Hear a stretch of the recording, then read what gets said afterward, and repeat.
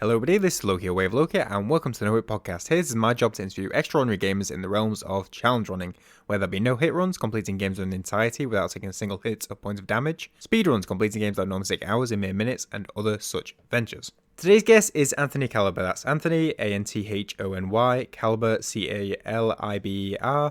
on Twitter, Twitch, and YouTube. Anthony is a world record level speedrunner in the games The Last of Us and The Last of Us Part 2, having completed and attained numerous world records in various categories, with particular note to the grounded speedrun, with grounded being the hardest difficulty in the game, causing a whole host of extra challenges within the game that Anthony goes into, as well as gone into other speedruns including the Uncharted series, South Park Stick of Truth, and attended events including GDQ, that's Games Done Quick, and ESA, the European Speedrunners Assembly, showcasing runs. In this conversation we go into Anthony's introduction to The Last of Us, and then speedrunning focus on the game, the numerous changes the grounded difficulty adds to the game, the appeal of such a speedrun, and what strats are involved, glitches in Last of Us, as well as how to improve times, as well as Anthony's experience playing The Last of Us and various other games with Nolan North on the show, formerly known as Retro Replay. Nolan North being the voice actor for Nathan Drake in the Uncharted series and David in The Last of Us, and many more topics. I hope you enjoy this conversation with Anthony Caliber. Right, Anthony, welcome to the podcast. Thanks very much for taking some time out for this. How's it going, man? Pretty good. Thank you so much for having me. This is going to be fun. No, no worries at all, man. I would like to start with whichever came first, your introduction to speedrunning or introduction to The Last of Us. I was definitely introduced to Last of Us before speedrunning. I remember it was September of 2013. I walked in on my roommate playing it, and yeah, I watched him play a little bit. I looked up reviews. I gave it a playthrough myself. Thought it was the greatest thing I ever saw. And then it was shortly after that I saw it was Games Done Quick marathons. That was the first time I ever saw speedrunning. And then like a year later, I decided to try it myself. What was the trigger to go just like, okay, now I want to start trying or get into it? And what was it about The Last of Us that made it the game that you wanted to speedrun? Well, the two kind of coincide together. I was playing Last of Us so much. It was really like the only game I was playing back on PlayStation 3. Mm-hmm. I was just playing it over and over and over. And then over time, I was like, you know what? I want to get to the cutscenes faster. So I started finding strategies that were consistent. You know, it worked the same way because when I was playing, I was noticing when you enter an area, the enemies are doing the same thing every single time. So I was like, there's got to be some things that would work every single time. Like every time I do it, doing this one thing would work every time. And then, you know, I started doing that, and then I just started combining doing it faster and faster, and then that turned into what I do today. So getting to the cutscenes faster, was it the story that kept you with it, or the gameplay, or a mix of both? It was a mix of both. I think a long time ago, it was definitely the story that hooked me. I didn't, you know, I still think it's one of the best stories in gaming, but you know, the gameplay wasn't too shabby either. Going from improving the times, getting quicker out of it, where did it change from, or how did you get introduced to if that's a factor actually, competitive aspect of speedrunning, as in leaderboards, world records, if that was a factor, or was it just all focus on just improving personal times at first? Early on, it was more about improving personal times because back then, I don't even think speedrun.com existed yet. There was this one website, I think PB Leaderboards or so. I don't remember the name, but nobody used it. Let me think. Yeah, it definitely wasn't like super competitive back then. There were only like 3 consistent runners back in 2015, myself and 2 other people. But competition in Last of Us speedrunning really only started, I'd say, back in like 2017, 2018.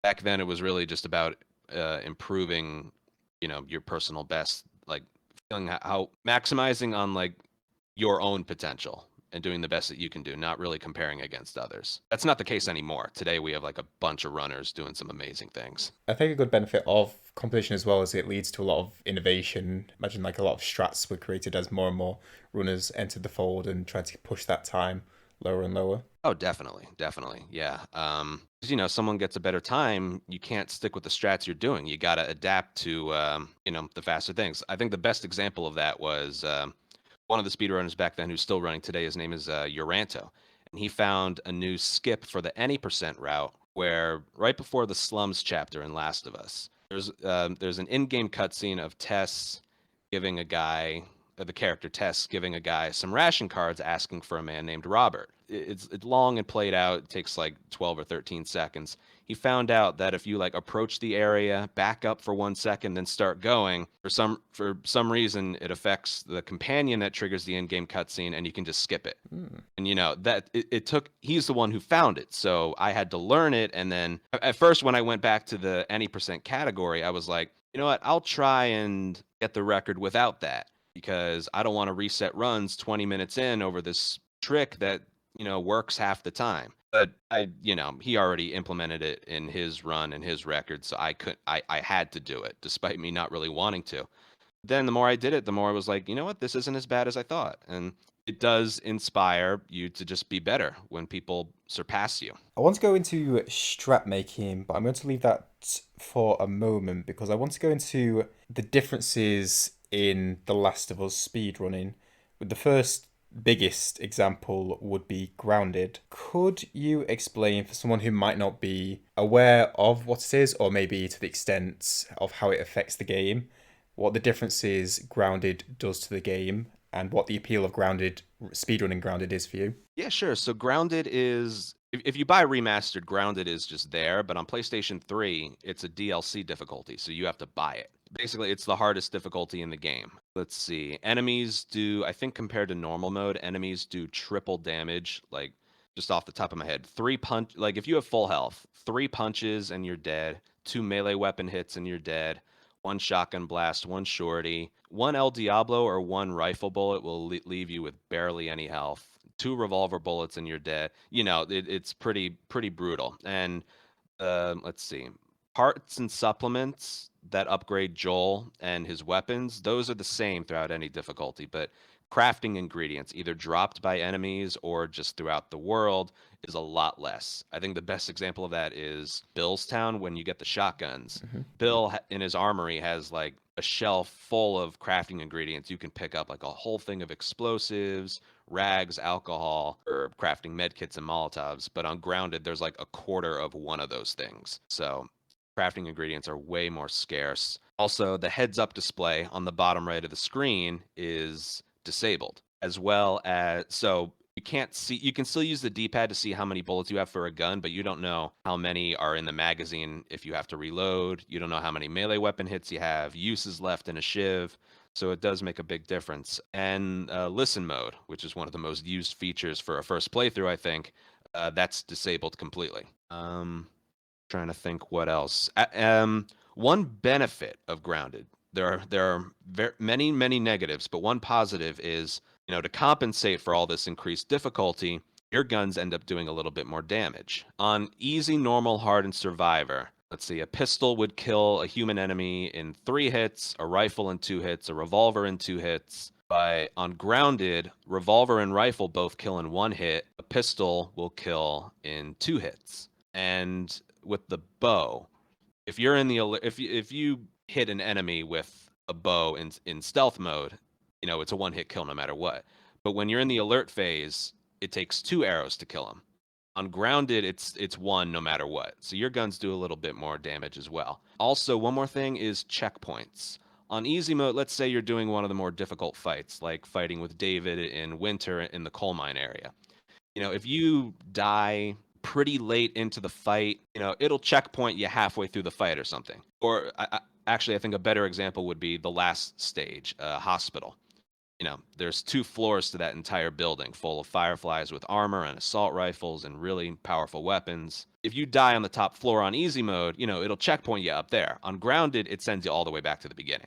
So the checkpoints are way more brutal. So they wanted to make it as nice an experience as possible. Yes. It's interesting that damage aspect because, like, a typical difficulty difference that's implemented in games would be health boosted enemies, like the Resi series. If you go into like harder modes, it like tops up the enemy's health quite a bit, so you have to use more ammo. It's interesting that it's sort of not exactly reverses that, but that's different in that way. Yeah, they didn't change anything about enemy placement or enemy health or anything. Like, I think there was an interview with one of the devs that was like, for grounded mode, we could have replaced runners with clickers or included a bloater in one of the areas, which is the hardest enemy in the game. But no, they just decided to keep everything mostly the same. Oh yeah, and one more thing: enemy senses are much, much better. Like on easy mode, you could crouch walk next to a clicker and they wouldn't hear you. On grounded mode, they would hear you like instantly, even if you're crouched.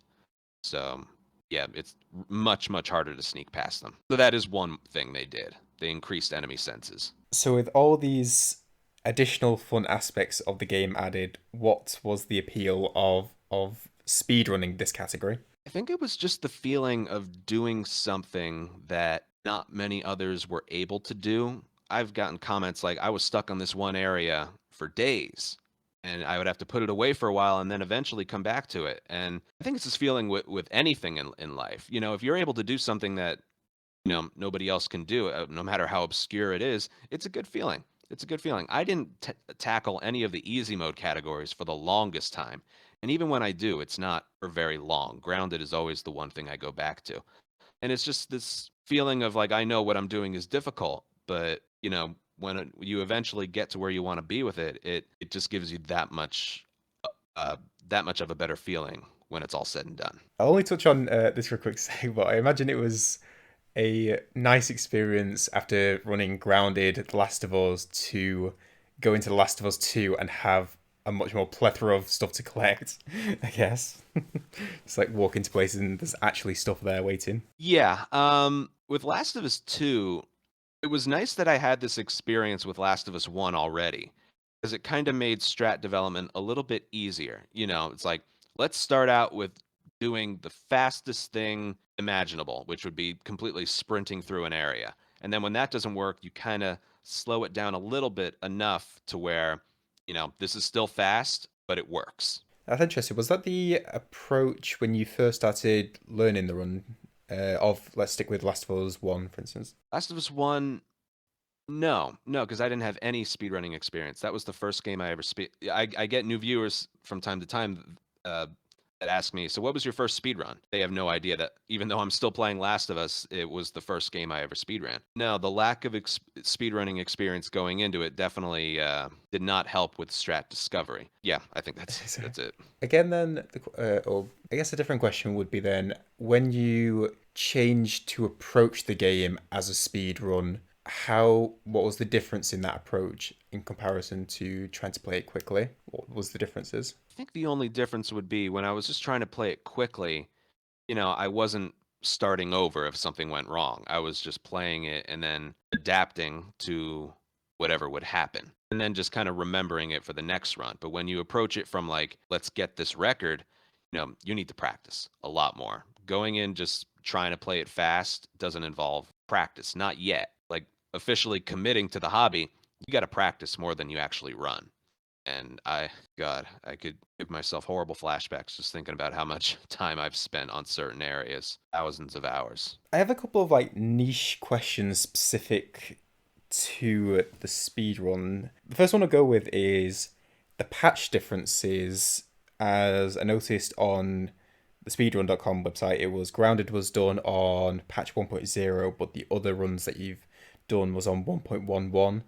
Is that a intentionally done, I guess, or it must be, but for what particular reason? Yeah, so the history of like the patches is I remember they were on patch 1.06 for a while and the game ran a certain way that was pretty favorable for speedrunning. Back I'd say in 2017 nobody ran on patch. They ran the latest patch just because it's what we were used to.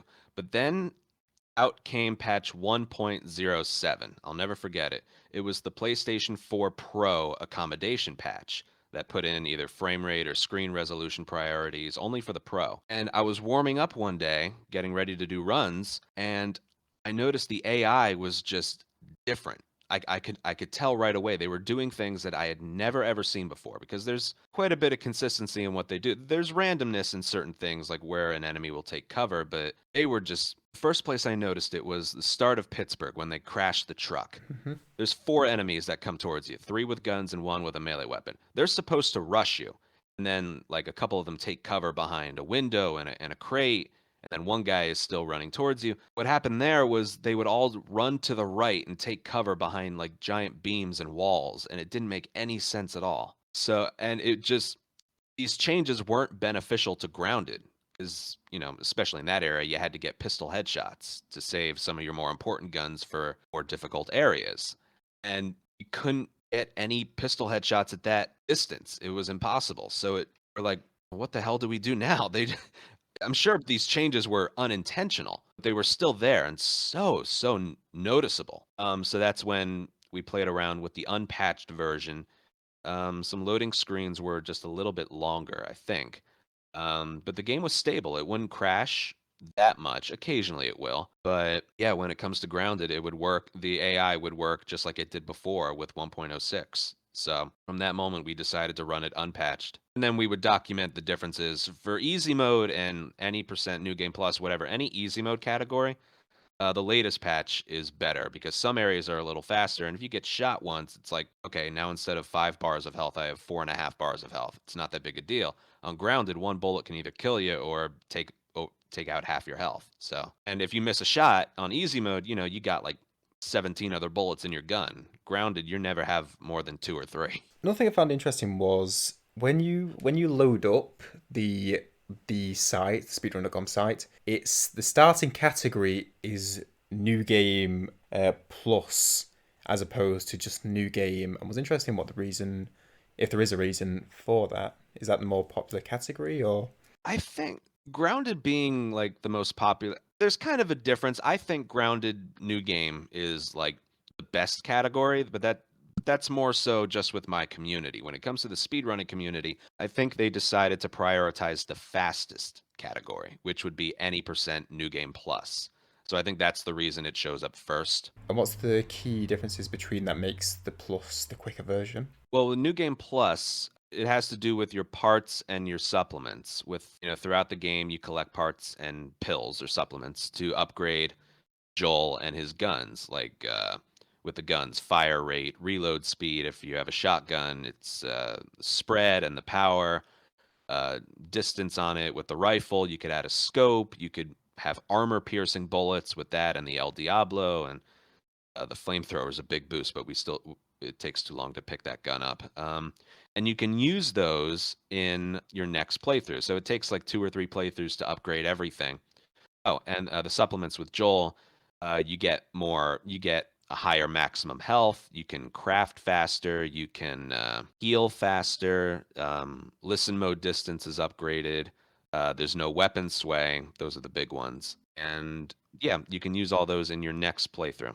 So for people listening, like supplements are like skills that you can acquire during the game. So just one like Anthony just described, like high health or better listening. Yeah. Oh, there's also training manuals to pick up along the way, which will increase the radius of your bombs, or in the case of a smoke bomb, make it last longer. Or shivs will have more than one use. You can have up to 3.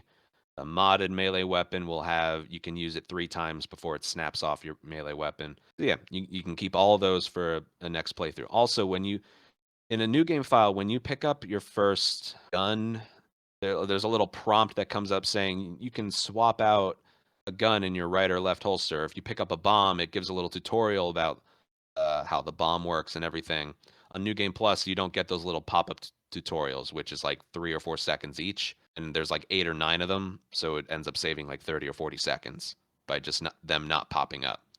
I remember a long time ago, we didn't differentiate New Game and New Game Plus. And at the time, I think one of my records was 3 hours and 33 minutes and 34 seconds, long time ago. Then another runner comes along and got like 3:33:33, I think was the time. He beat me by 1 second. I was on New Game, he was on New Game Plus. So we were like, okay, yeah, we need to differentiate them. Yeah. So for runs like this, and going to Last of Us 2, which is also a long run, even longer, but how does resets work with a run that at that length? Well, Last of Us 2 is kind of split up a little bit. There's full game runs, which, well, first of all, Last of Us 2 uses the in-game timer. Part 1, loading screens can be random, and most of them are pretty consistent, so we can use a normal timer, or RTA. But Part 2 has very inconsistent loading screens, and they last a long time. Like, you could skip one cutscene in a run and get a 1-minute loading screen, or longer. You could skip that same cutscene in another run, and the gameplay starts up right away again. It's unpredictable. So we have no choice but to use the in-game timer. So a lot of the strats are, there's a lot more restart encounters because, even if it sends you like 5 feet forward, the time it takes to restart encounter or the loading screen that you get doesn't come into play. So it's more about manipulating the game to placing you forward as many times as possible. But with part two, I forgot the question. What was it again? It was to do with how resets, or at what point would you reset a run being such a long run? Right. Yeah, part two, in terms of like how long it actually takes RTA, again, we time it with the in-game timer, but I like to keep track of how long I've actually been sitting here doing it. It takes about twice as long as a one run, almost exactly twice as long. So doing a full run, we decided to separate the full run into Ellie and Abby percent categories because, just to accommodate people who, don't want to sit here for 6 hours doing a run. And the reason we can separate them is because, when you end Ellie Seattle day 3 and start Abby Seattle day 1, their supplies don't really carry over. They're completely independent to each other. I like to describe Last of Us 2 as like 2.5 games in one. You have Ellie's portion, Abby's portion, and then the Santa Barbara chapter. Lengthwise, it's just about 2.5 games in one as well. But yeah, we separated Ellie percent and Abby percent, and they're about 2.5 hours, anywhere from 2.5 to 3 hours each. Abby percent just being a little bit shorter. So we included those for people who don't want to sit here the full 6. But yeah, when I haven't done many full runs, but the ones I have done, yeah, it is quite an adjustment.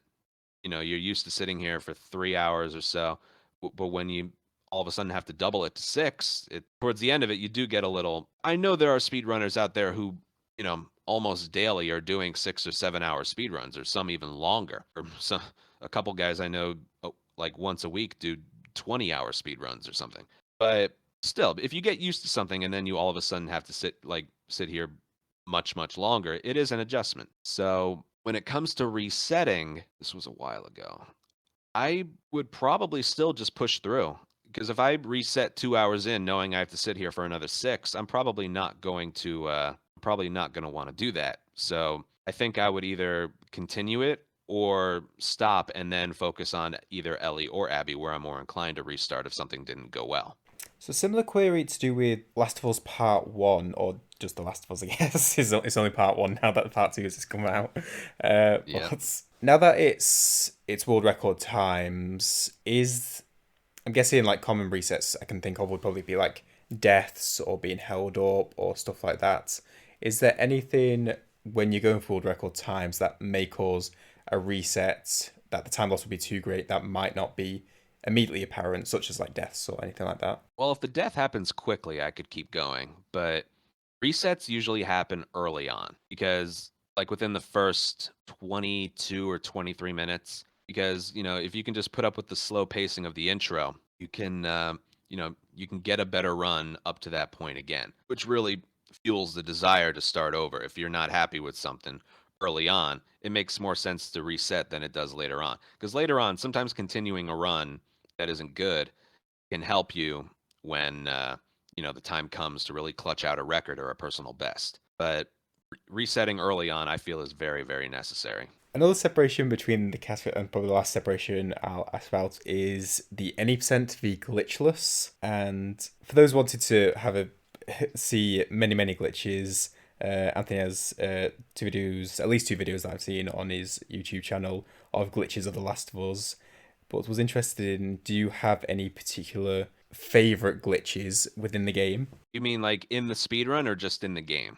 Because there are some glitches that don't benefit the run at all. How about both then? My favorite glitch in Last of Us is definitely you just finished with the damn fight and you start like the ranch riding through the forest looking for Ellie. You can actually get off the horse by mashing triangle. You're not supposed to, but if you mash triangle fast enough, you can get off the horse and do the entire track on foot. And then if you get a certain distance in, Joel's body will just be like inverted like a pretzel. I don't know what kind of model that is or what they were going for, but it looks ridiculous. It's hilarious. Anyone can do it. It's definitely my favorite glitch. I don't think anything's going to come along that beats that one. But as for any percent, got to be honest, I find those glitches quite annoying because they skip a lot. but some of them can be a little bit harder to pull off. And I, Uncharted has quite it has a really not necessarily popular, but a really good any percent category for all three games. The fourth one in Lost Legacy, not so much.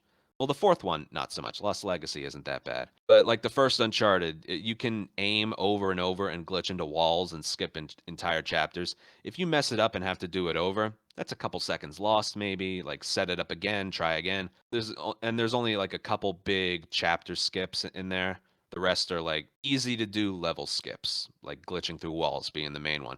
Last of Us is to a point where there are either none or very, very few small time saves. They all save like a good amount of time. Like you can skip the entire downtown building, the hotel and financial district. You can skip Bill's upside down trap. So if you were to fail any one of these, that's an instant reset. So that's kind of what's kept me away from that category for a long time. Because yeah, any percent is like always the default category for almost every speedrun game. But with Last of Us, the glitches are few and far between, and the big ones, if you practice enough, you can get them pretty easily. But there's still, if you fail it, you have to start over if you're going for a personal best or a world record. And resetting over that versus resetting like a difficult area to perform with enemies, it's just a different feeling. A notable one I saw during one of your GDQ runs, I believe, was on Left Behind, with I wrote down in my notes void space glitch. Hmm. So for visual people, it's in Left Behind where you play as Ellie. It's climbing on top of certain objects and basically passing into the white area from the first Matrix with various things around. How is something like that even discovered, I guess? Well, all these big discoveries weren't discovered by me. I more focus on how to do like an enemy encounter properly and professionally. But when it comes to the glitches, I didn't have much to do with them. They were discovered between three people. Uranto found a couple, but really it was between a guy named Matt and another guy named Thrillness. Those two really laid the groundwork for all of the big any percent glitches. They found I call it the crate climbing glitch because that's pretty much what you're doing. You're climbing a crate, crouch in a corner, you turn the camera on the second climb and then it just whites out the area and it unloads doors. And then you can go through a door that's normally locked and you trigger like close to the end of the game. That's how it works. But how it's discovered, like some are discovered by accident. I know I've discovered a couple things by accident myself in the campaign. But when it comes to Left Behind, I don't know if they were looking for it or they stumbled upon it. I'm not really sure. But I can say through personal experience, I some of them are definitely found by accident. What would be an example of some that you found during the campaign playthroughs? Campaign? There's one in Billstown in the chapter Graveyard where if you hold down, like when you go from like a non-enemy encounter to an enemy encounter, Joel's running animation changes. But if you hold down sprint during the transition, he'll have this sort of in-between speed, which is faster than a jog but slower than a sprint. And then if you take that running speed through the halfway point of the area, he just starts to T-pose and float. Just out of the blue, it happens on its own. And the best thing about that is the area is full of clickers, and they can only notice you through their hearing. So since you're not making footsteps and you're just floating, you can just go right past them. That's actually just a great combination. That Yeah, just works and perfectly. that's used in the any percent route. Yeah, totally wasn't looking for it. It just kind of happened. With so many mobs, you mentioned that there is consistency in how the enemies interact when you enter rooms or areas. Does that still leave room for a lot of RNG with how they act? If we'll stick with Last of Us one, will probably be easiest. Yeah, with how enemies act, there is consistency. There's randomness with what they do when you're spotted, but when it comes to like going through an area quietly or approaching an area to where then you go loud, yeah, they do the same thing every time. Sometimes throughout the run, now that I'm thinking about it, in most areas, a bigger problem is actually your companions. because sometimes companions being at a certain spot is what triggers the continuation of the area. And sometimes they can lag far behind or get caught on something. And if that happens, you end up losing more time. So a lot of areas are like pretty much all of Billstown is companion manipulation. It makes it so much more difficult when people who are there who are supposed to be helping you, whether casually or speedrunning, are just they don't. They just don't. And I'm sure other speedruns have that as well. Probably Resident Evil 4 might be probably a worse case than what I have to deal with. But yeah, you just end up getting these characters that are supposed to help you out, and they just end up getting in your way. And can be really frustrating. I think it was a while ago, or it was made a while ago, or published a while ago now. But there's a raid compilation on your channel, and I think a one of the most consistent frustration moments that I saw was to do with the NPCs being like getting in the way or being weird or Uh-huh. stuff like that. Yeah. I'm surrounded by much more expensive equipment now than I used to be, so I don't get as angry as I used to. Toned down. Yep.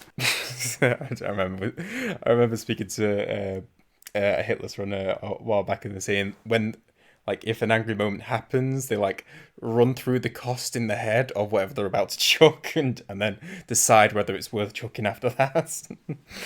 Yeah. uh, Yeah. I like I used to like to bang on my desk, just fist ready to just bang down like I'm doing whack-a-mole or something, and I just no, this table was $200. I can't. So then I hold back. a point you mentioned earlier, which is was to do with not being able to see the rounds in your magazine. Does that cause? Do you have to keep track of the amount that's in the magazine then, or is there such specific to how many bullets are needed in each area that it ends up working out from that? If that makes sense. I would say you have to keep track of how many are in your gun when you're in the middle of a fight. Okay. There's downtime in Last of Us where you can just check each gun on the left or right holster to see if it's reloaded or not. But when you're in the middle of a fight that can last quite a while, you do need to keep track. I think the best example of that would be when you're playing as Ellie in the Winter chapter fighting off waves of infected with David. You have a rifle that has 3 bullets in it. And, I like to snipe them off from really far away. But, if you lose track of how many bullets are in the gun, you could get ready to fire at one and then, oh, you have to reload. And by that point, they're running in a direction that's unfavorable for clipping them off pretty easy. Yeah, it's just something you almost like need to count out loud almost. I kind of do it so to avoid that from happening, I like to fire one bullet and then reload right then and there. And I do like a reload cancel, like Ellie has to open the gun, put the bullet in, and then close it again. If you listen for the bullet being put in the gun, you can like click off the holster and then click back on it again, and you can fire it again. It's basically reloaded. So what I like to do is sometimes after firing a bullet, I like to reload it right away and then fire it again because yeah, it happens in the middle of the fight. There's one enemy that shows up and then another enemy right after that, and then after that enemy, there's 3 right next to each other. So I don't want to hit the first 2 without reloading. I hit the first guy, reload, hit the second guy, reload, and then I empty all 3 bullets in the gun on the next 3 enemies. So it's one of those things, you know, you find workarounds to the inconvenience of it, basically. Speaking of David, actually, you've participated, or I don't know if participate is the right word, but you've appeared on what was formerly known as Retro Replay. I believe it's been rebranded now, which was a YouTube channel where you appeared with Nolan North, who many people will know being a famous voice actor in various games specific to this. In Uncharted, he was Nathan Drake, and in Last of Us, the voice of David. I was interested how that experience came about and how was the experience of being there, I guess. Yeah, they reached out to me. I had reached out to them a long time ago, but I got left on red, which I expected to happen. But then I found out that they reached out to me on their own. They're like, "Hey, we know your status with Last of Us. We'd like to know if you'd like to collaborate with us and for build up some hype for part 2 that's releasing soon."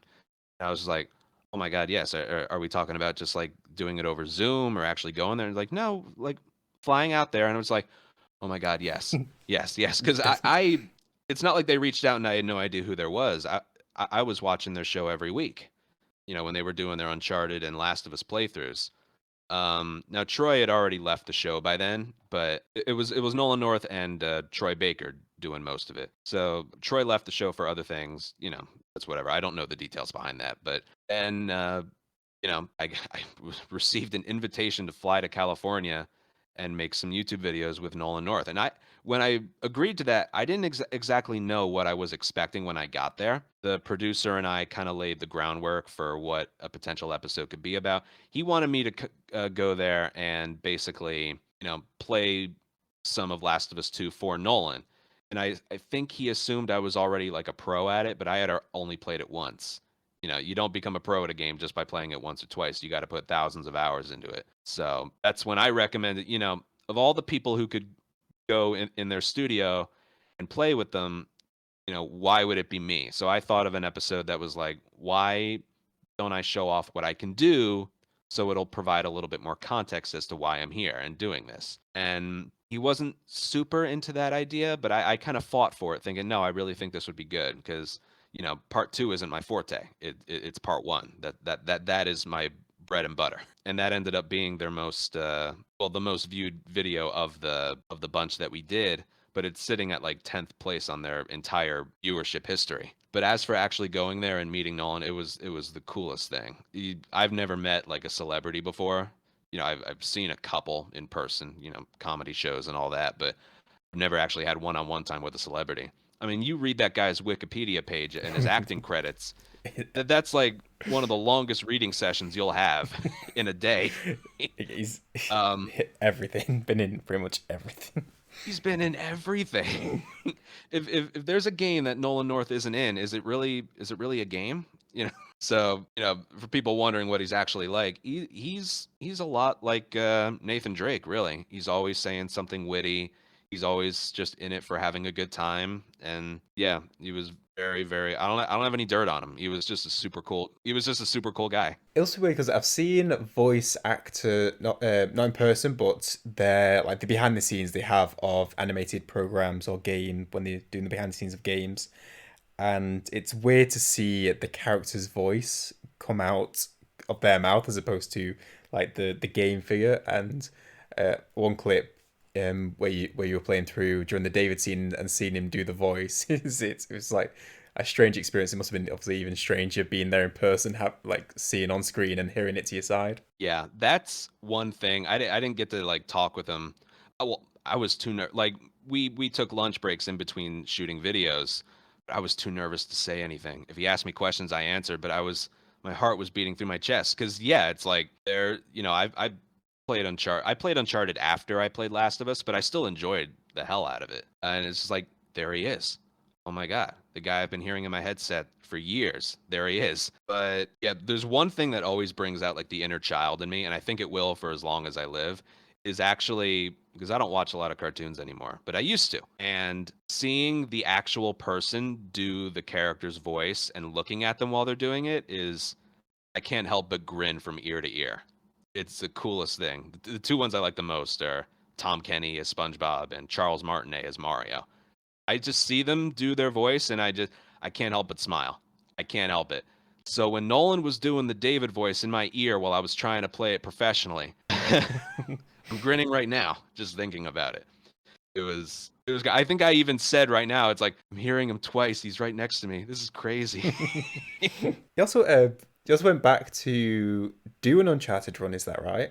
Or Uncharted 3, I should say. Yeah, I had picked up Uncharted's 1, 2, and 3 quite a long time ago. I think it was 2017. And, you know, I'm not great at them. I could, you know, if I devoted some time, I could probably get top 4 or 5 in the first 3 games. But, you know, I got to think about risk reward. A lot of people want to see Last of Us. And, you know, eventually you get to a point where you start resetting runs more. And this isn't the game I'm most known for. So I ran it for a little while, but then hit a point where I was like, nah, that's good.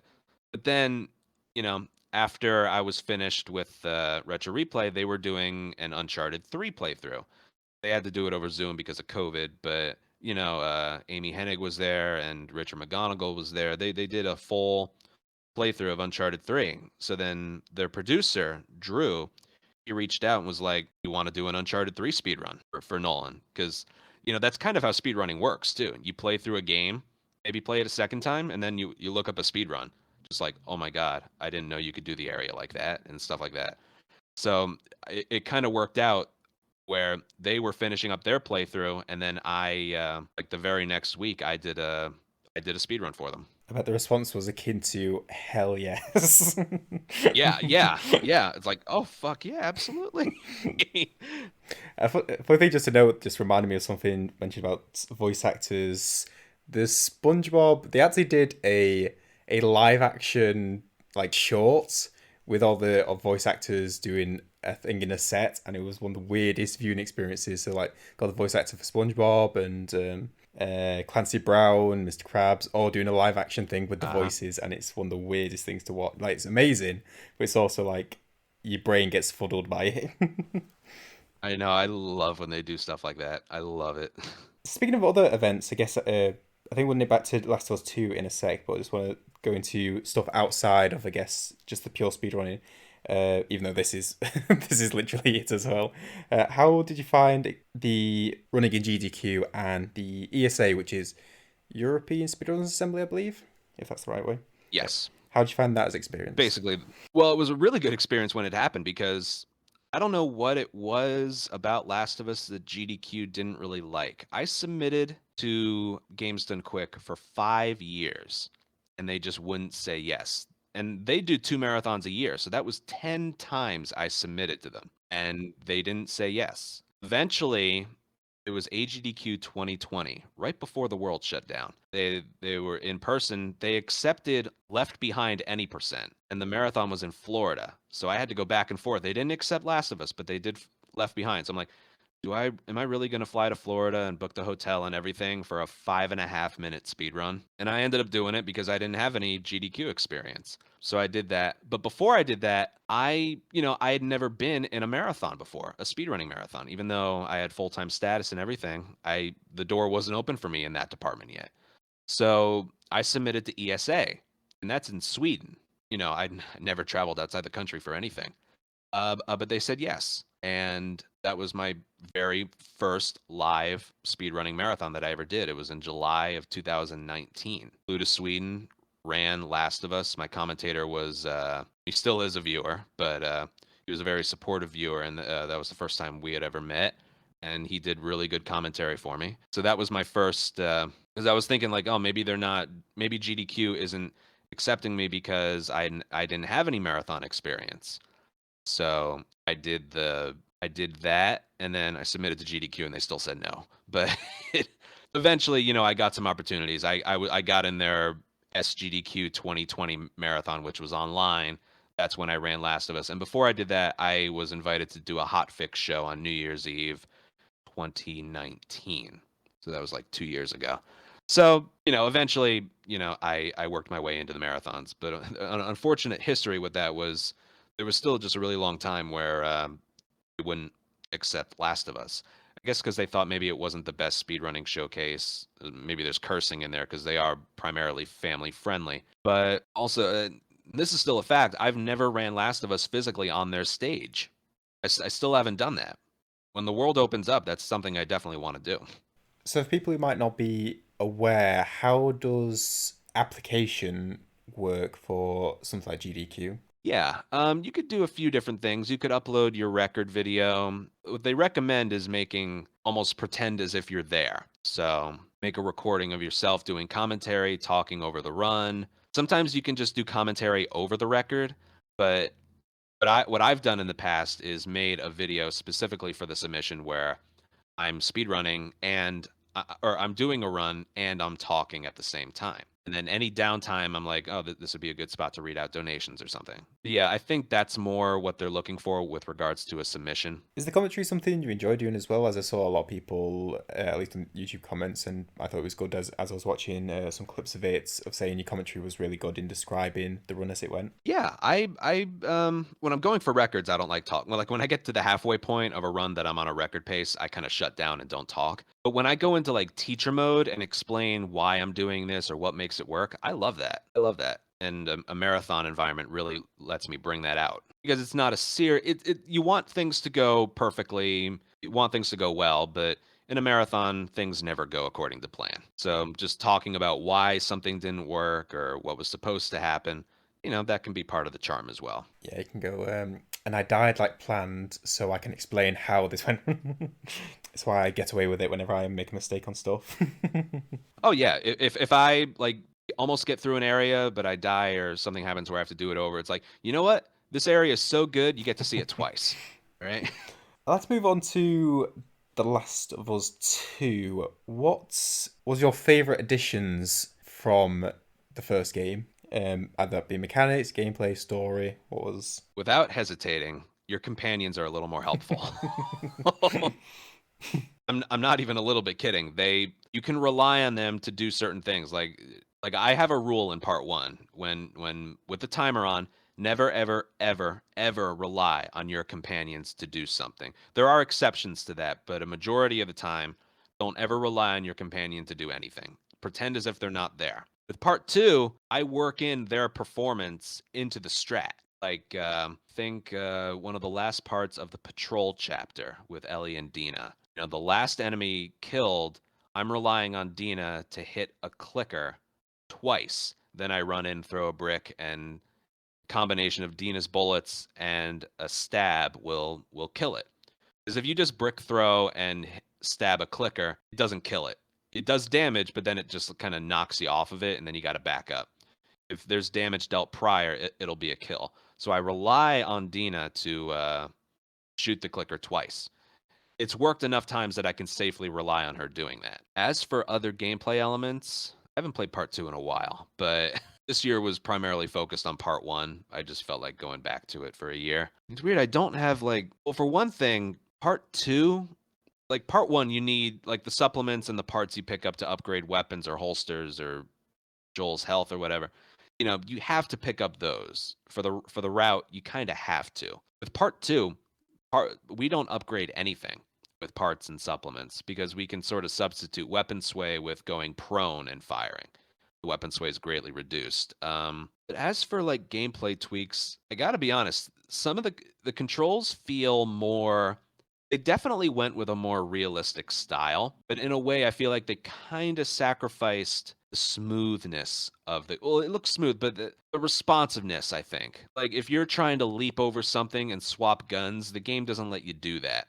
There's so many times where I like try and pull out a certain weapon or a certain gun, but the game just doesn't do it right away. And it kind of has to do with like doing two things at once. Like if you're in part 1, if you select a gun, no matter what you're doing, whether you're falling, climbing, jumping, you'll have the gun out by the time you're finished with whatever you were doing, which is super convenient. It may not look realistic, but we have to play it.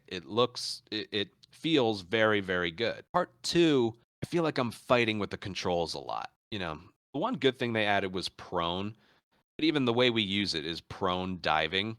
It's basically crouch walking, but doing it faster. It looks ridiculous. You're just diving over and over and over and over again. It looks ridiculous, but it's a way to move a bit quicker while still staying stealthy. Yeah, sometimes the controls can feel very, very sluggish. The aiming feels different and unfortunately not really in a good way. But the way part 2 works is compared to part 1, part 1, there's certain areas where you have to kill everyone in order to proceed. Not every area, but most of them. You have to kill everybody in the area to proceed to the next area. Part 2, even though part 2 is like twice as long as part 1, there's probably the same amount of areas where you have to kill everybody. The rest of the areas, you can just, if you're quiet, you can just leave. Yeah, I don't want to deal with this. Yeah, pretty much. And it's good because it saves resources, but still part of the strategy is kind of taken away a little bit. So Last of Us 2 being on a casual playthrough, yes, at normally a minimum over 20 hours to complete. How did you even approach the speed run or trying to knock that down? Let's see, this was like a year and a half ago. The game's been out for a year and a half. Actually, it came out on June 19th, and the day we're recording this is the 19th, so it's been a year and a half exactly. I'm trying to think. my memory gets a little fuzzy when I think of the origin of strats. Like I know what they are and we use them, but like the process of discovering them. Well, compared to when part one, I'm sorry. It's what's different when part one came out is now we have an entire speedrunning community full of people who are trying to find things to lower the time as much as possible. So a lot of strats were found by community members, unlike part one where it was me and just a couple other people. So I think that's the best thing about it is this isn't going to sound right, but I love when other people find strats, so I don't have to. I'm trying to think of what was the initial question again? So like breaking down a 20-hour run, even approach trying to turn that into a speed run. Right. Yeah.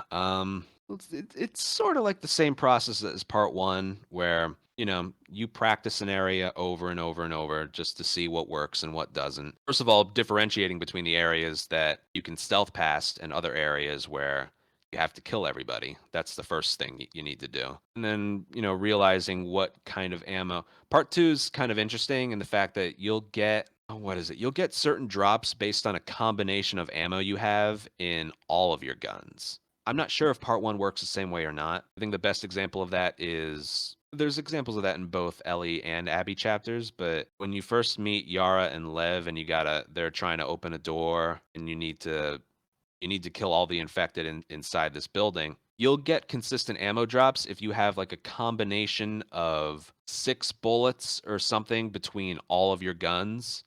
So there's almost 100% guaranteed this enemy you kill at this part in the fight will drop this much ammo of this gun as long as you're below this amount combined. And yeah, things like that are kind of found by just playing through an area again and again and again just to see what works. And I think in Ellie's portion, when she's in day 3, I think when you get to the arcade to fight the bloater, right before the end of her chapter, if you have a combination, I forget if it's 6 bullets or 8 bullets between all your guns. It might be 6 again. There will literally be like 3 shotgun shells just sitting there on a table before the stairwell. And if you had more than 6 bullets combined between your guns, it just wouldn't be there at all. And that's stuff you're definitely not looking for. It's stuff that, well, you might look for it with that. It's like, if I have nothing here, what's the game going to give me? So I guess that could be found intentionally. Yeah, there are little things like that. I know there was another viewer, his name's Kevin700p. He found all of the beneficial restart encounters in the entire game. That was probably the biggest contribution anyone's given so far. I noticed that with The Last of Us 2 during the footage, there was a lot of restart checkpoints moments. I guess that's back to mentioning earlier to do with being an in-game timer game. That shift forward is going to help in the end, even though I guess, well, to me it looks weird not being a player, but Oh yeah, it looks weird. You got to imagine it like what the game is viewing it as. Like if you cross an invisible line and do a restart encounter or a restart checkpoint, and then it places whoever you're playing as like 5 feet forward. You need to kind of forget about the pausing or any loading screen you might get and just almost edit it in your mind together so that like the frame before you restart encounter or the frame before you pause and then like the frame after the gameplay is back up on the screen, that's what it would look like. If you were to edit it together, that's what it would look like as far as like the way the timer works. did you have a preference between the Ellie or Abby side? I guess in terms of running, maybe you can talk about the story if you wish, but in terms of I'd rather not talk about the yeah, story now. You liked it or you didn't. But it's kind of interesting. Abby definitely has like the bigger set pieces. You got the Rat King, you got like the Home Depot store, you got the majority of Seraphite encounters, and she's got like the more action-packed sequences and even the Seraphite Island. But this is just for me. I find as a speed run, it's a little bit easier playing as her than it is playing as Ellie. Now, movement-wise, they're exactly the same, except for combat. Ellie uses a knife, Abby uses her fists. But if you kind of break it down, damage given and like when they'll like block an attack or something is pretty much the same. Like I think 6 punches from Abby will kill someone, 6 slices with Ellie's knife will kill someone. So it's kind of the same. Yeah, I would say Ellie's portion is just a little bit harder or trying to think of like a specific reason. It just kind of is. I feel like there are more encounters that you have to face as Ellie than there are as Abby. Abby, like a lot of the encounters you can just run past. Not all of them, but a lot of them. Even the Rat King fight. You would think that that part's difficult. It's not. When you know what you're doing and you have the right amount of supplies, it's pretty easy. The big thing there is if the Rat King is on fire, bullets will do twice as much damage as if it wasn't on fire. So that kind of blew everything wide open. You know, you'd start with a flamethrower, a couple pipe bombs, and then you would use the hunting pistol on it mostly. And then when the stalker half rips off from it, you have to set it on fire again. And then a few more hits with either your variable rifle or hunting pistol is enough to kill it. It's pretty simple. And if you are like shooting it against the wall, it won't rush you because it was only designed to charge at you when you're in the middle of those hallways. So there's a strat for everything. Yeah, but sections that look difficult when speedrunning and knowing how they work, they actually aren't. Whereas Ellie's is kind of the opposite. Like I haven't done a speedrun of part 2 since February of this year. It just kind of happened. I accomplished more than I thought I would in a short amount of time. Like I got below 4.5 hours in the full game run. I didn't think that would happen for like a year or two, but I got it 4 months into running it, and I was like, wow, okay. So I kind of left it for a while. You know, I feel like I'm a little bit burned out on it because there isn't as much. This is just personal this is my own opinion. Take it with a grain of sand, if you will. I feel like there's more depth to part 1 speedruns than there are part 2. You know, there's still like very similar elements, like what you need to pick up, when to craft, where to use it, and what you're going to get dropped and what's going to get dropped and where. But I feel like part 1 just does all that a little bit better as a speedrun. As a game, you know, again, it's up to personal preference, but I feel like as a speedrun, part 1 is just a little bit better with that kind of stuff. You need to face the encounters more. You need to keep track of how much you have, and if you don't have that amount of ammo, you could be in a lot of trouble. Part 2, there are workarounds. There's a lot of, you know, you can move past areas. Even like when Ellie first gets her bow right before Hillcrest, there's like a target practice that you can do with mannequins outside of a garage door. Ellie, when you first encounter that, Ellie can't move. The game prevents you from moving. You have to hit one of those targets with the string pulled all the way back. If you just fire an arrow at one of the mannequins, it still won't let you move. It has to be with the string pulled all the way back. So what can happen is if you fire an arrow at a mannequin without the string pulled all the way back, because you can do that, you can duplicate arrows. So then like you can leave that area with as many arrows as you can carry if you manipulate it properly. You know, like I want 4 arrows leaving here instead of 3. Okay. Fire at the mannequin that's like 4 feet in front of you with the string slightly pulled. And then when you do fire that one with the string all the way pulled, you can pick up those arrows when they hit because they won't break. You can make as many as you want. You can make 100. You can't carry that many, but you can if you want. If you want 100, you can have 100, but you might not be able to take them. Yeah. Talk about approach to learning. Is there a difference between trying to improve times in a run, such as improving a world record time or getting that world record time, and the learning aspect of runs? Well, a lot of the times, you know, unlike I'm going to go off on a little bit of a tangent here. I didn't do very well in school because you know, you fail in school, that's it, you fail. But I found through speedrunning, you learn a lot from failing. You know what needs to be worked on. You know what area needs a little bit more time in the oven, basically. So yeah, certain areas, you know, it works a certain way. It'll work that way every time. Doesn't need improving. But the areas that fail more often than they work, you know, you need to devote more time to those areas. So you know, it also depends who found a certain strat. You know, if you find a new strat yourself, you know, you have an advantage over other runners because they have to learn it. You know, you're the one who found it, so you know how it works. So learning a new strat can be difficult. We try and help each other as much as we can. There's no selfishness in speedrunning, hiding a strat from somebody. Yeah, trying to find a strat can be. I found a lot of new strats just from mindlessly doing an area over and over and over again, and I try and look for something that can be just a little bit consistent. I think the part I did that the most with in part 2 was the store. I mentioned where Dina shoots the clicker twice. I think one session I spent like 3 or 4 hours on it, and just mindlessly. I'm sure my viewers are like, "Looks like you got it. Why are you just doing it over and over?" It's like because I don't have anything I feel confident with or comfortable with. But if I do it enough times, maybe I'll get like a variation of something or just notice something that works. That's kind of how I noticed that. Oh yeah, here was one I found. So the second to last enemy to die in that store area is a clicker. Now I burn it with a Molotov, but Molotovs won't kill infected if they like get burned a little bit. In part one, if they catch fire, they're dead. Part two, not necessarily. So I would let this one clicker catch on fire and it would come towards me. If Dina shoots it after it catches fire, the next shot she fires on the last clicker will be a headshot. And then I can just run in and stab it. If she shoots it before it catches fire, she has to body shot the next clicker twice. Like 100% of the time, she will headshot it if she hits the second to last clicker for a kill. But it would be 2 body shots if she shoots the second to last clicker before it catches on fire. Now, there's no way you would know that ahead of time. It's just a weird way that area works.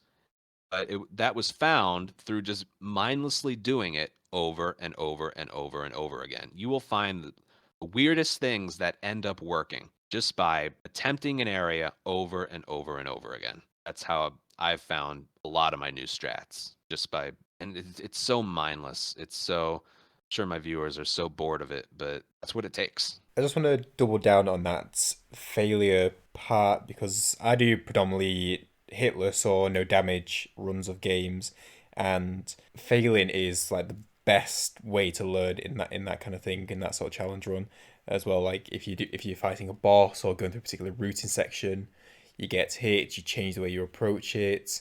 I think it's just underrated, or not. It's not underrated, but there's a bad perception perhaps about it. But it's honestly in this and in I guess a lot of things, it's one of the best ways to learn to improve at things. Hmm. Yeah. Well, like I said, it just lets you know what you need to work on because once you fix that, you'll stumble upon another thing that needs fixing, and then you just hope you don't forget what you learned from it.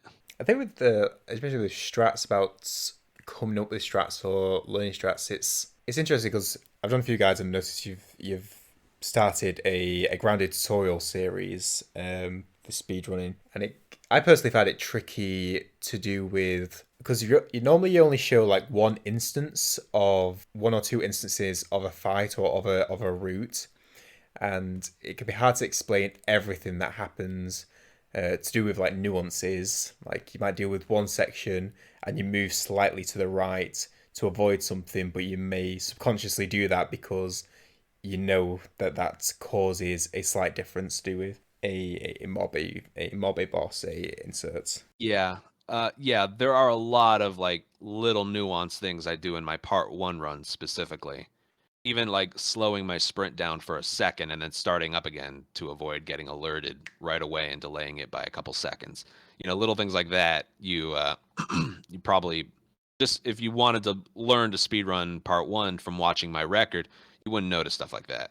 So yeah, I'm currently in the process of making a brand new tutorial. I have like 2 more parts to go. What's taking so long? These tutorials are 3 or 4 hours each video, where if you were speedrunning it, it would take like 20 minutes. The hard part is getting the point across that, yeah, there's a way I expect it to work, but there's so many other ways it could unfold. So, what are those things, and what do you do if you get those things? That's what's taking so long to explain and show off. I think that makes a better guide as well though, because there can be cases of this is how to do this section. This is how the section goes when it goes well, but not many, at least in my experience going into various runs, there can be few examples of what to do in situations where things go wrong. So I think that makes a better guide for someone who wants that in-depth knowledge of how to run. Yeah, yeah. I've been saying it throughout my tutorial. What's more important than the main strats are the backup strats. And I even find that with watching other speedrunners, or specifically, I think, well, Mario is my favorite speedrun. Anything Mario. When something doesn't go right, they immediately know what to do to back it up. And I find that I've always found that way more impressive than if they just did I'm still impressed by the strat being performed perfectly, but just it's second nature to them to know what to do on the spot when it doesn't go according to plan. That's always so impressive. They are like one with the Yeah. game, you know. It's like millisecond of disappointment, but then like straight to it, straight to plan B. Yep. And that's probably the hardest thing when picking up a game to run for the first time. You need that experience of failure to know that an area can work out this way that you weren't expecting it to, so you can fix it. I guess a little away from speedrunning, but is there, or I guess sticking with it, I guess, is there any strats from doing these grounded speed runs that would benefit someone who just wants to complete grounded, for instance, just wants to complete their playthrough?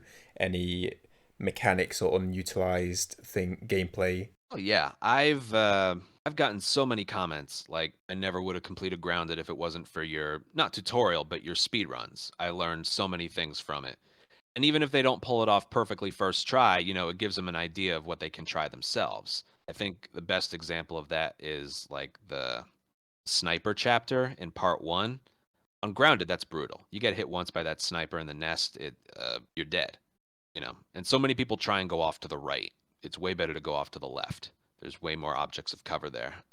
That's just one example, but there's other spots where it's like stealthing on like sneaking past an enemy on grounded mode is almost impossible sometimes. You'll be moving quietly, they'll still spot you. To the point it does feel there's some bullshit involved. But I don't use it in my runs, but there is a strategy you could do. If you're crouched and aiming a gun while you're moving, it's slow, but clickers I don't think will hear you the whole way through. If you're dealing with an area of just clickers, if you're crouched and aiming and moving, they'll never hear you. It works with most areas. Not never, but the chances of that is significantly decreased. That could be one thing that someone picks up in their casual playthrough if they want to save all their weapons. I think probably the biggest lesson people learn is how many areas you can just go past and don't have to kill everyone, because it's tempting. Do I waste all my I think the biggest benefit of an area skip, I think, is the bookstore when you enter Pittsburgh in part 1. There's probably a dozen enemies in there with rifles and shotguns and revolvers.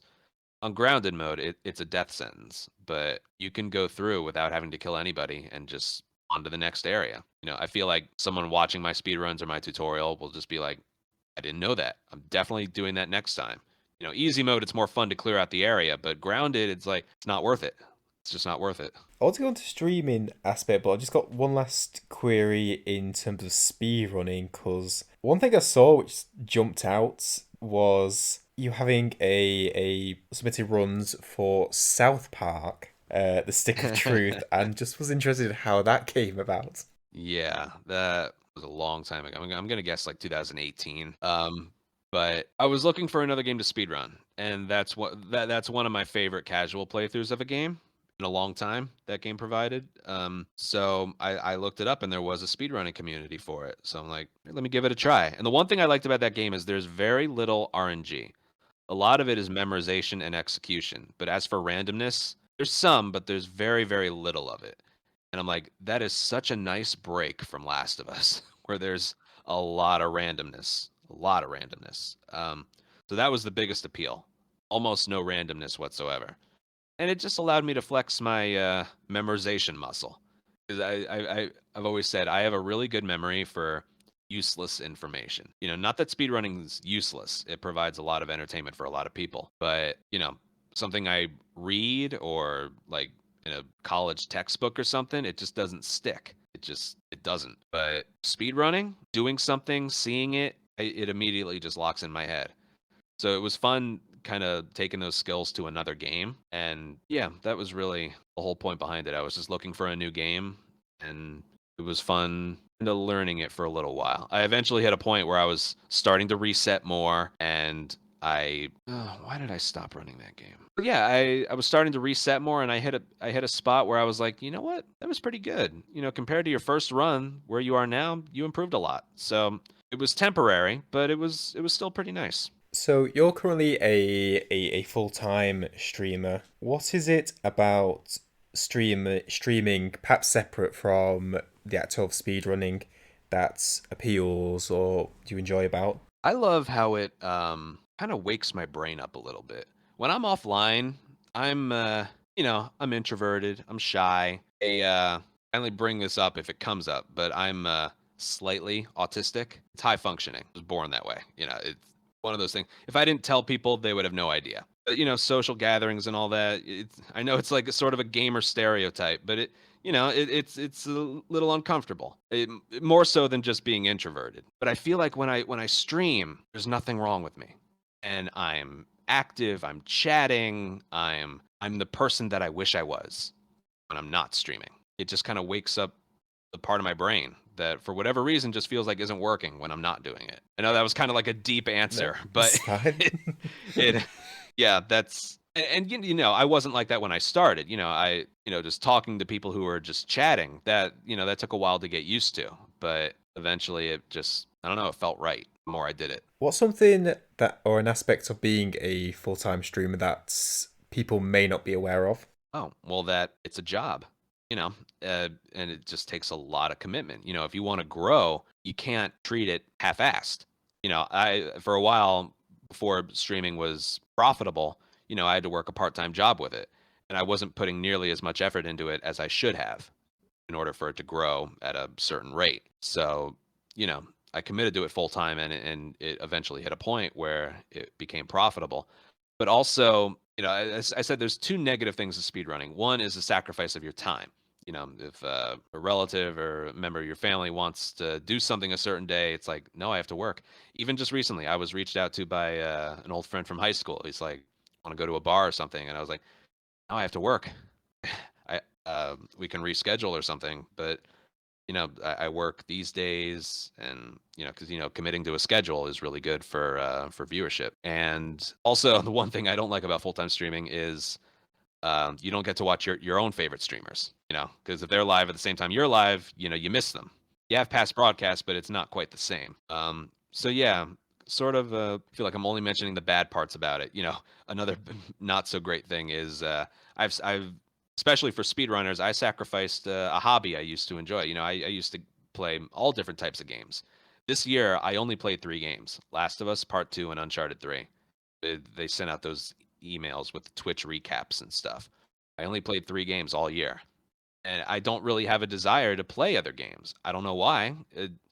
Over time, I just felt more comfortable sticking to what I know. And yeah, sometimes I miss playing other games, but even then, I don't know if I'd feel comfortable streaming something where I don't know what's going to happen. I've been doing this for so long. So yeah, the sacrificing, personal relationships, sacrificing, just the gaming hobby itself. And what was the other one? Not being able to watch your own favorite streamers, probably the negatives of full time streaming. But the pros do outweigh the cons. You get people every day telling you how much they appreciate your work and everything, and the point I mentioned where I feel like I'm just much more alive when I'm doing this. And yeah, the pros definitely outweigh the cons. And you can make a full-time living off of it if you're big enough. Was there any, I guess, notable or memorable events or things that gave rise to being able to do it full time? If anything like stands out or comes to mind? I remember. Do I remember? Well, the growth was slow, but it was there. You get 20 new followers a stream. It doesn't seem like much, but if you do 200 streams a year, that's 4,000 followers right there. And if 40 of them stick around, that's growth. You get 40 new average viewers a year. That's pretty good. Or even 400 or something, just a certain number. But I do remember one where I got a pretty big boost in viewership. This was only shortly after getting partner, maybe a year into partnership. I was still holding like 100 or 200, not average, but maximum. And then I reached out to be on the Twitch partner spotlight. And for a week, I was getting 6 or 7,000 viewers. And that whole week, I did 2 runs a day. That, just to say, I'll never do that again. Because, yeah, it should be pretty self-explanatory why. Last of Us itself is just a very depressing game. I kind of envy someone who can speedrun Mario or Zelda, where it's more colorful. The sound effects are more lighthearted and everything. But yeah, that like doubled my viewership from a couple hundred to like 400. So that was a big one right there. Yeah, anyone looking for a little boost, if you're like a early partner or something, some front page time, some Twitch front page time, you can just reach out to they have some partner help places to go. But you know, I'd say the biggest boost in viewership was just the announcement of a Last of Us sequel. That really was I think the turning point for my channel. I just noticed viewership increasing over and over because I think people were trying to find more Last of Us streamers on Twitch, and I was always near the top uh, per day. How was the experience of streaming The Last of Us 2? I asked as it was a game of contention, let's say, when it released, and I Yeah, guess well, I would say people say it's controversial. The only thing controversial about it was it being about something that maybe not many people about the game being about something that not as many people cared about. That's the only controversial thing about it. You know, as for it being controversial, it wasn't controversial. You just didn't like it. yeah, That's all it was. I agree. Um, yeah, they wanted to do what they did is what they wanted to do. That's all it is. But as for streaming it, you know, even with part one has my favorite story of any game ever made. It is. It still is. But it didn't hit me until part two came out how little I talk about part one's story. I don't. I'm always focused on speedrunning it. You know, this area, you do this thing, blah blah blah. So I kind of treated part two the same, and going forward, I will treat part two the same. You know, if because if anyone asks what I thought about part one, I kind of have the same reaction as if someone asked me about what I thought of part two, and that's like I don't like talking about the story on here. You know, I don't know why I don't, especially with part one. There's no reason for me to not talk about the story for part one. It's like I already lived that when I was doing my in my PlayStation 3 days. I got all the story content out of it that I possibly could. You know, just talking about it more, I don't feel like I'm gaining anything from it. And the same kind of goes with part two. I'd prefer just to not talk about it and focus on the speedrun tech of it. There are a lot of other places you can go to just spill your guts about what you thought about this or Yeah. that. Reddit being a good one. Oh, yeah, that's great. um, I do wish we lived in a world where the stuff didn't come out prior to the game being released, because I think that already put a negative conception right at the start. So I wish that I think it would have been less so if it just been the game people played the game for themselves and not made a decision on it before they'd even played it. But that's Yeah, I felt so bad for them when that happened. Like no game deserves to release like that. yeah, it's neither here nor there. It's what it is, but it's still a shame, I think. Is there anything else you want to talk about speedrun related or anything, Anthony? Before I go into some quick questions. Really? Well, maybe I was going to talk about this later, but in 3 days, I'm actually going to be on another GDQ hotfix on the 22nd. I'll be running Last of Us again with the guy I was with in Sweden. And on the 14th of January, I'll be going to Maryland for the first in-person speedrunning marathon since the pandemic started. It's called Glitch Infinite, and all the speedrunning pros will be there. Trihex, G's, 360, Chrism, like a lot of the big speedrunners. So look for that on January 14th. If you had one piece of advice for a new speedrunner, what advice would it be? Well, it depends. Are they trying to build their own channel or are they just trying to get the best time possible? Let's say times. Times, I recommend just doing a run without knowing what you're doing. Just do a run. Your intention is to go fast. Just do a run. And then you're going to fail. You are going to play so badly. And then after that, you watch either the record or any tutorial that the game has. And then from there, you practice a couple areas, maybe do another run right away. You'll definitely improve. And then practice areas that need the work. And then, well, you know, take it in steps. You know, like I said, do a run. It's going to be bad. Watch the record, watch any tutorial, and then try another run. And then practice from there, individual areas that need the work. Yeah, don't be afraid of like not getting close to the record time. You know, anybody who has like a first place time in their respective game, it didn't come easy to them. Okay. You almost have to have at least 1,000 hours of work into it to get a first place time. And also to manage your expectations. You know, it may very well be that your best you can do is maybe top 5 or top 10. There's nothing wrong with that. I speedrun Uncharted, and I have absolutely no intention of getting anywhere close to the record because talent that the first and second place runners have in that game is unmatched. There's no way I could do it. I have every record in part 1 and Left Behind. That was the big project this year. I got that. I have a 0% chance of getting a record in Uncharted. So when you start, have managed expectations. Maybe you do end up hitting a record, but learn to be content with just improving your own time, and then maybe set a goal of breaking the top 10 or breaking a certain time relative to how many submissions there are. If one game could be released tomorrow, either announced, unannounced, or a sequel to a game you don't think will ever exist, what game would it be? Well, I'm kind of hoping for a part 2 DLC, just because it would be shorter. Like Left Behind casually is about 2 to 2.5 hours. Glitchless in that game is now in the 28-minute range. Didn't used to be, but it's in the 28-minute range. That's a nice speed run for those who don't want to sit here for 3 hours. So I kind of wish part 2 had a equivalent to that. I would kind of like that, because shorter runs you're able to put up with a lot more bad things that happen, because like, oh, in a 30-minute speed run, oh, I lost the run at 20 minutes. Well, it takes 20 minutes to get back there. Go again. Yeah. Is there any particular story aspect or characters you'd want that DLC to be about, or? Oh god, I don't know. Yeah, it's fine. I'm just gonna say this: after part 2, I'm not like super interested in what they do going forward. They could make another one. I'd definitely play it. I'd definitely be excited for it. But I don't know if I don't know if it's needed. And personally, I'm not as excited as I used to be about it. So yeah, what else they could do with it is a big question mark to me. Whether it's a sequel or a DLC, I'm not sure. Yeah, I think even though it has quite like a morose ending to it, I also think it sort of fits and is sort of a relatively complete ending, I found.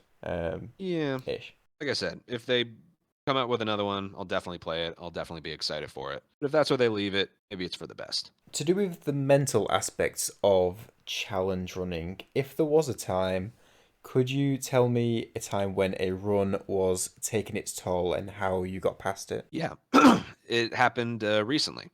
In August, I got my current record in Grounded. That took 4 months to get. So I said, all right, after that, I'm going to focus on the easy mode categories, because, the other runner that I mentioned earlier, his name's Uranto.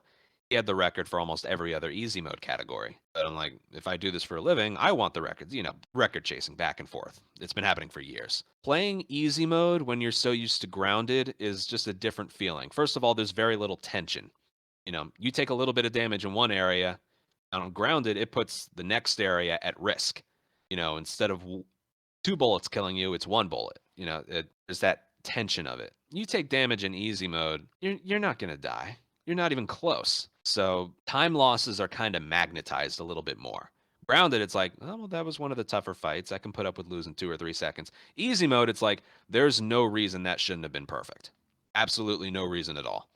So there's that mindset of sort of not bringing down your skill level.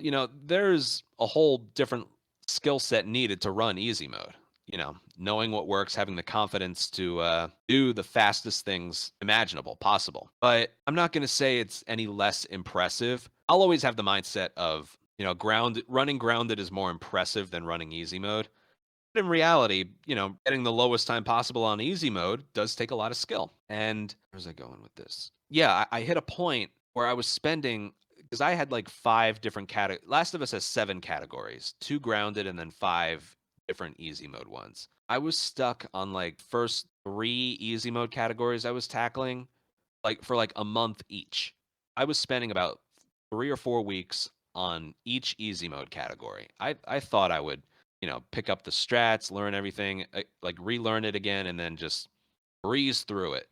There was no breeze. I struggled a lot. And, there were times I just wanted to stop. That was the whole build up to it. I just wanted to stop. But there was the in the back of my head saying, like, anything you've tried to accomplish, you eventually have with regards to speedrunning Last of Us. Anything you've wanted, you've eventually just gotten through hard work and determination. So I stuck it out because I've never really, long term, I've never really failed at anything I've tried in part one. All I need to do is just put in the time, and eventually I'll get to where I want to be. And that's exactly what happened. Eventually something just clicked, and I just went on a tear of getting the records. But if I had stopped, that never would have happened. So you just need to have the confidence and know it'll work out in your favor if you put in the time. If I said most hyped or celebrated moment on stream, what moment would come to mind? I would say getting an older record, like earlier in my streaming career, like getting below 3 hours or getting the first 250. I was way more emotionally attached to those. If you go watch my current record, I got it and I was like, yeah, nice.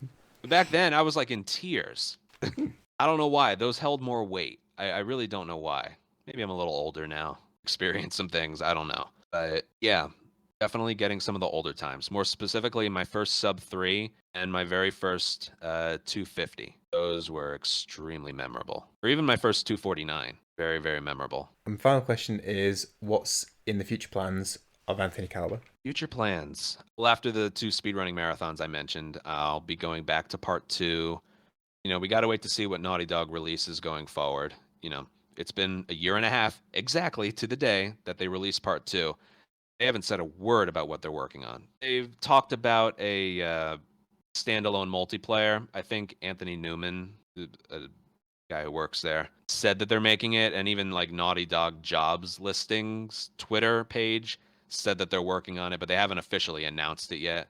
So there's that. Because I also played the Last of Us multiplayer a lot. It's not as popular, but back to your question about like trying to improve in Last of Us speedrunning. Play the multiplayer. The movement is exactly the same as Joel in his alert phase. Exactly the same. And try and use guns that you would use in the speedrun, like the revolver or the pistol. But as for future plans, it's more of the same, honestly. I don't know why I haven't gotten sick of this yet, but I haven't. I really see more Last of Us Left Behind and Part 2 runs in my future. I don't know. Like when I'll grind one for maybe a good portion of the year. Then when I'm finished, I want to go back to the other game or the next game or whatever. Yeah, I don't have a lot of variety. Maybe that'll change in the future when I like officially say I'm done, but I don't see that happening soon. It's just more of the same.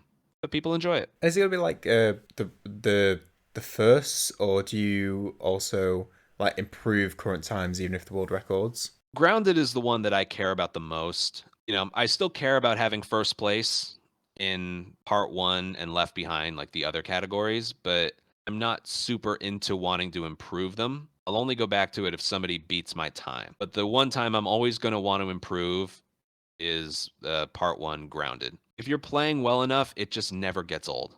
I don't know why. Like the satisfaction I feel when I first started, I still have it. When I start to lose it, I either put the game away or I'll put for a while or I'll put it away forever. But it's still fun. I don't know why. It just is. And if people wanted to check you out, where would they be looking?